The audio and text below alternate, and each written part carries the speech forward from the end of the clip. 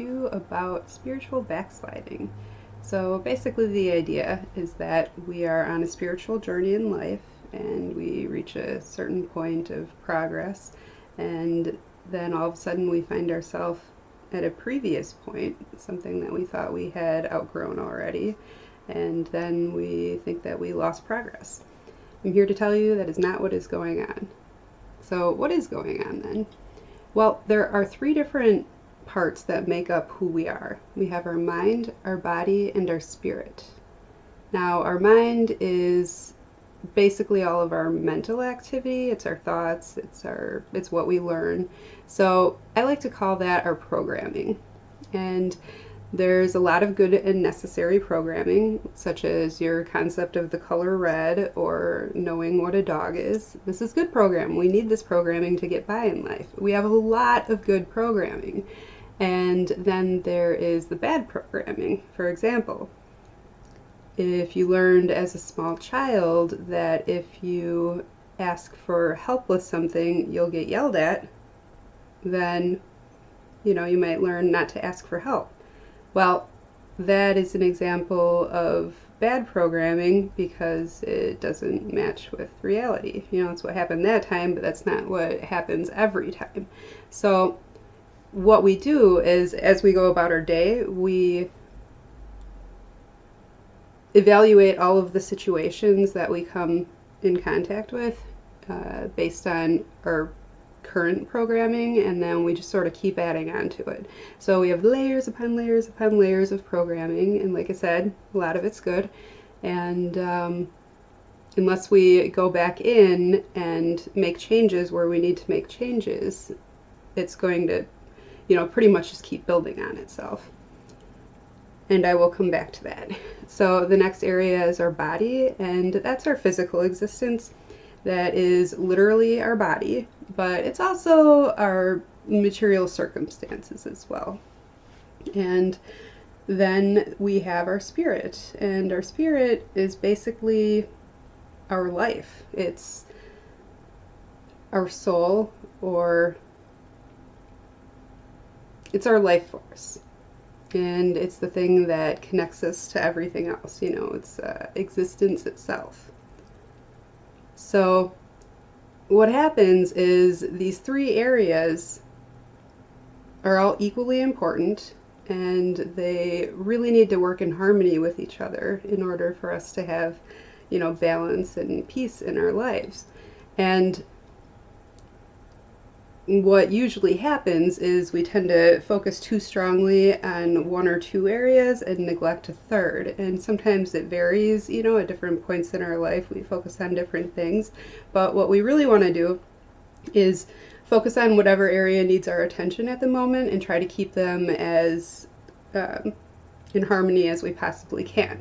So where do emotions and feelings and intuition come into play in all of this?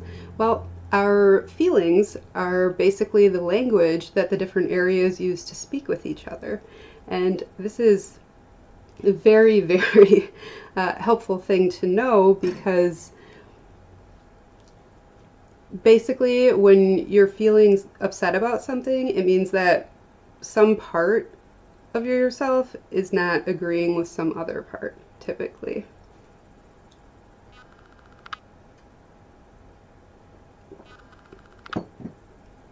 And that is a full subject in and of itself. I'm not going to say that all pain in life is the result of this, but I would say that all suffering is the result of this. So pain is inevitable, but suffering is something that we can certainly minimize. What a lot of people do when they are very focused on their spiritual journey is they start to neglect the other areas of their life. And that can result in getting sick, or not staying on top of their responsibilities in life, or sometimes even neglecting to do the psychological work and healing of core wounds from childhood because they're so focused on just staying connected and feeling good.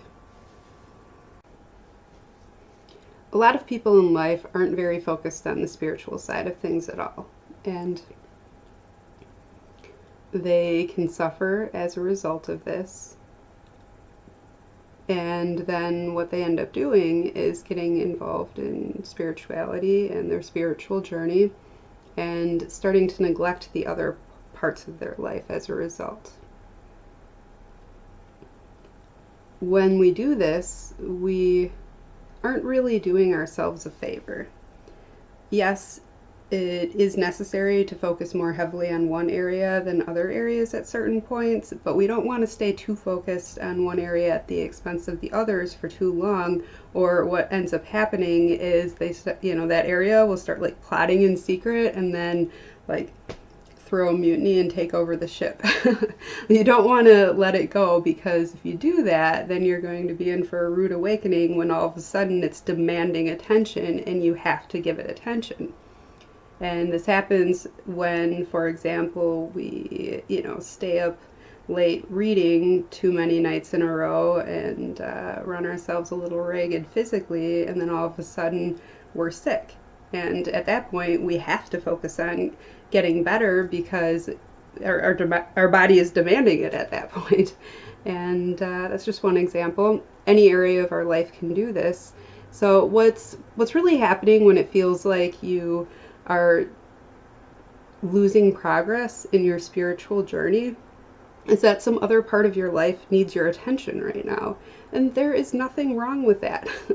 The best thing that you can possibly do for yourself is to just accept it for what it is, and don't judge yourself. Don't judge the situation. It doesn't help anything at all if you're like, it's not supposed to be this way. I'm supposed to be able to do this. I'm not supposed to feel this way. When you do that, you are rejecting reality. You're resisting. And whatever the situation is, if you're resisting it, you're not seeing it for what it really is. You need to be able to see it for what it really is in order to know what to do about it. And that's why it's really important to just go ahead and embrace whatever is going on right now exactly as it is. And when you do that, it empowers you to understand and take action.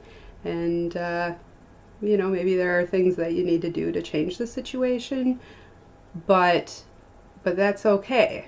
When it's time, you'll know it. Just focus on just allowing the present moment to be whatever it is and the present situation to be whatever it is. You have to let it be what it is before you can make it something else. So what does this translate to in terms of what to actually do when you feel like you're not in a very good place, or when you lose touch with your guidance, which generally happens at the same time?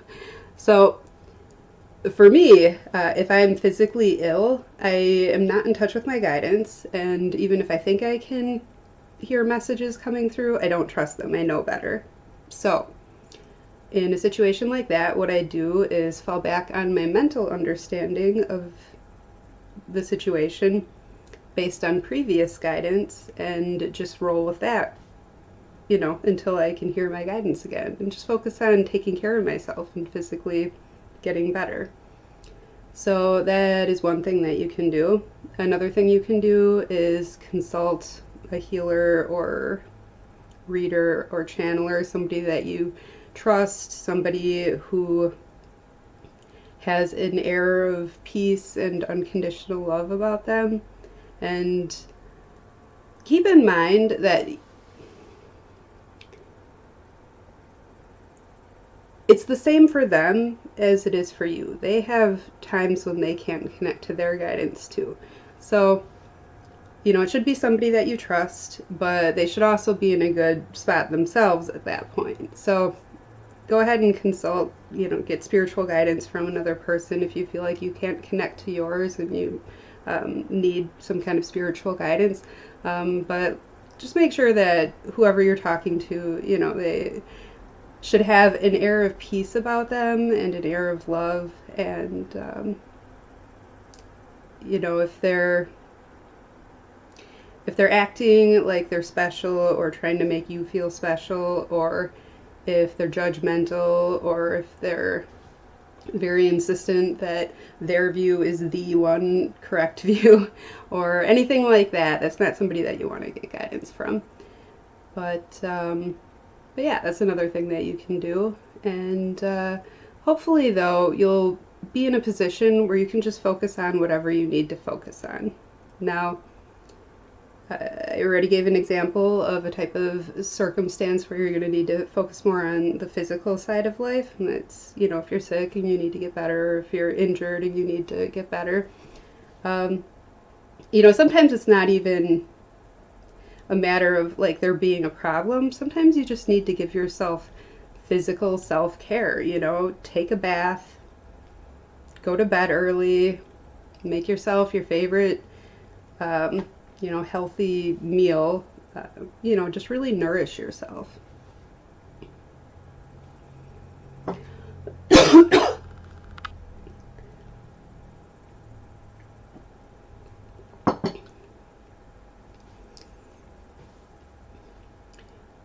How does this work with mental stuff, though? How does this work with the mind? Well, so basically,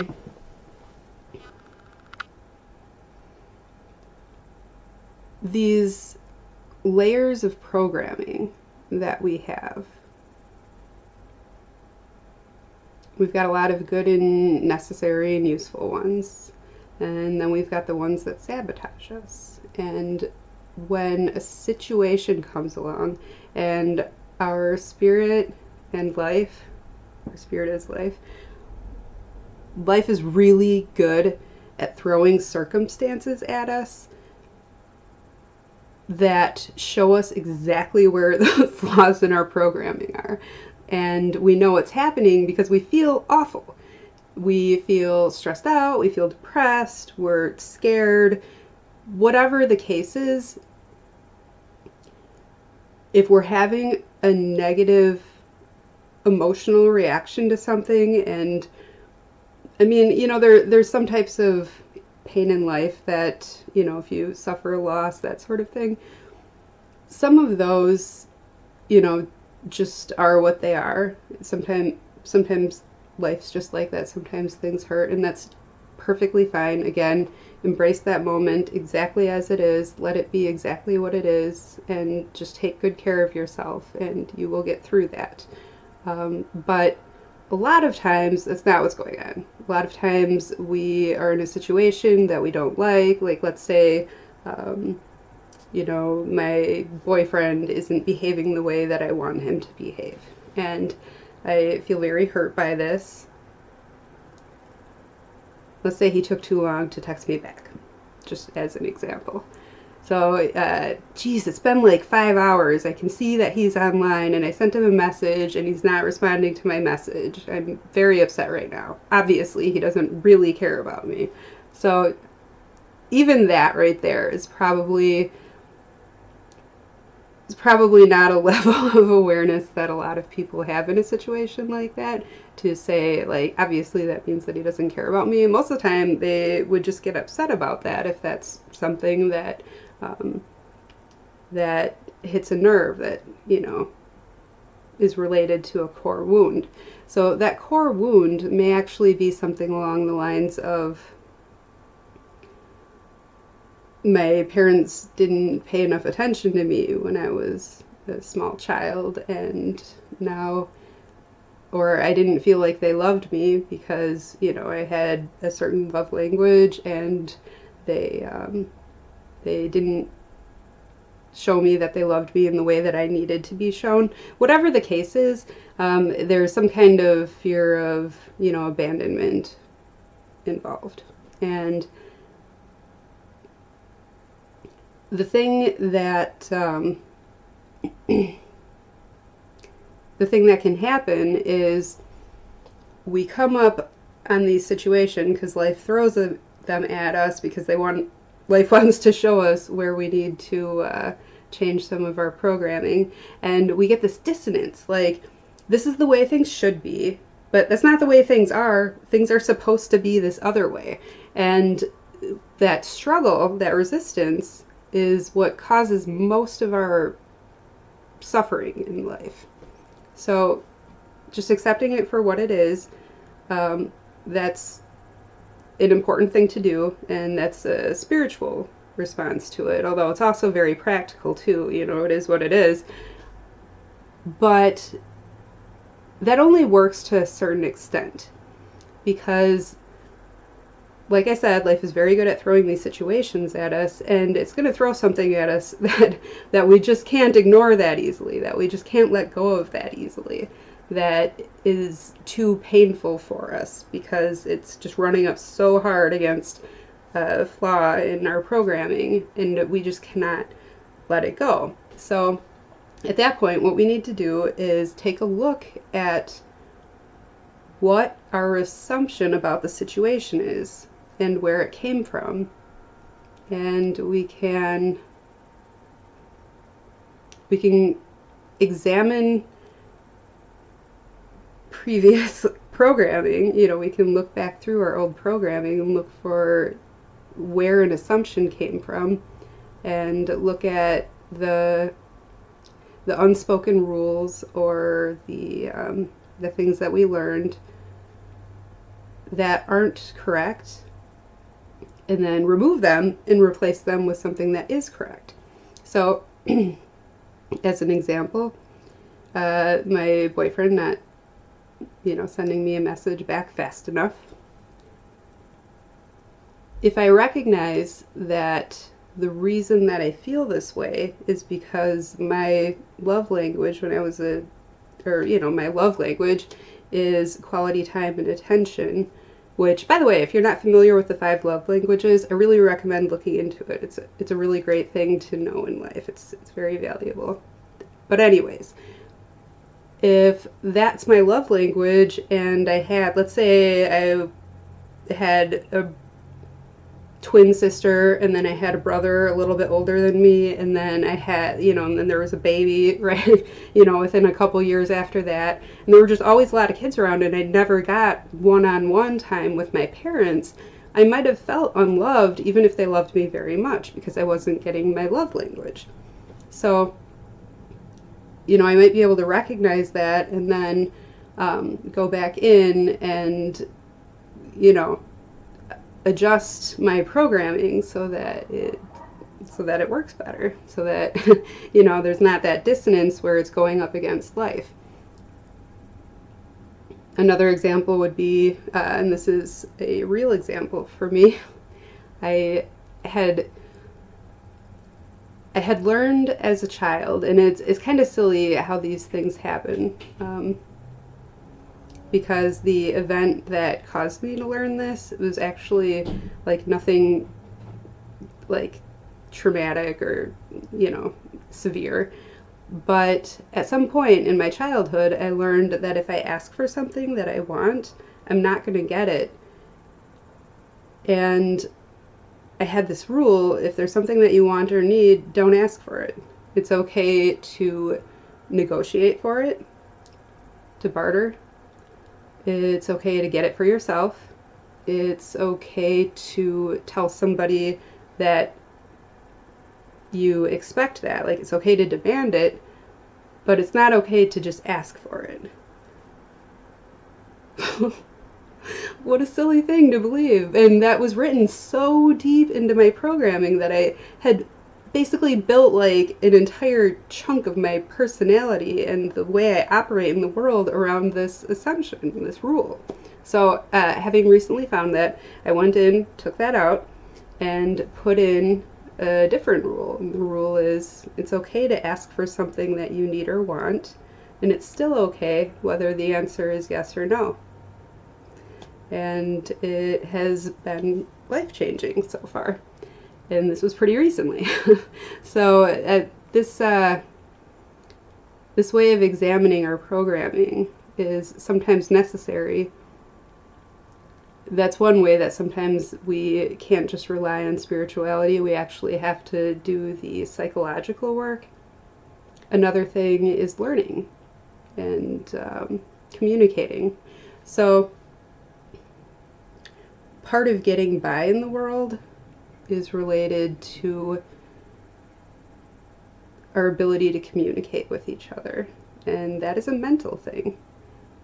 Spiritual truths can never be mentally understood, can never be explained, but we can do our best, right? And if we're good at it, other people might be able to connect to our message, our underlying message beneath our words, so well that they catch a glimpse of what we're really trying to say, because it's not the words themselves, it's the meaning of the words that we're trying to convey, right?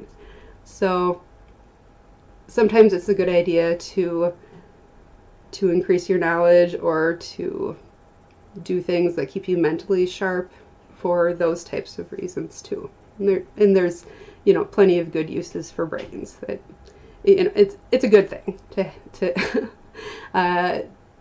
that humans have the capacity to intellectually develop themselves. So basically, I'm going to stop talking now, but the idea is, if you are in a position in your life where you feel like you have lost some progress, you have not lost progress, truly. You just need to focus on something else for a little while, and whatever it is that you've learned, it's still there. And in fact, I don't think we ever really learn anything, we're just remembering things. We go through this process in life of life throwing the inaccurate programming in our face by showing us situations that it doesn't work with, so that we can get rid of it. And in our spiritual journey, as we call it, we get rid of things a lot of times at the more surface levels, and then it goes deeper and deeper. So we have this upward spiral where it's 2 steps forward and 1 step back, and every time we take that 1 step back, it's because we're resisting something, and it's deeper than it was before. It's something that's more of a core wound, or even if it's not a wound, it's just like an inaccurate idea of who we are, or something along those lines. Even things like that, you know, life will challenge those. So basically, if you're having a hard time right now, it's because there's something that you're learning, and it may be difficult, but you're going to be all right, and you're going to move forward again. There's going to be an upward spike in the cycle, and, like, you know, spring will come again. It won't be winter forever. So just kind of hang in there, focus on whatever it is you need to focus on, and it'll be okay before you know it. And like I said, if you need some spiritual guidance in the meantime, go to somebody that you trust, and, you know, that is a good way to get that if you need it. So thank you for watching. I'm going to go ahead and stop.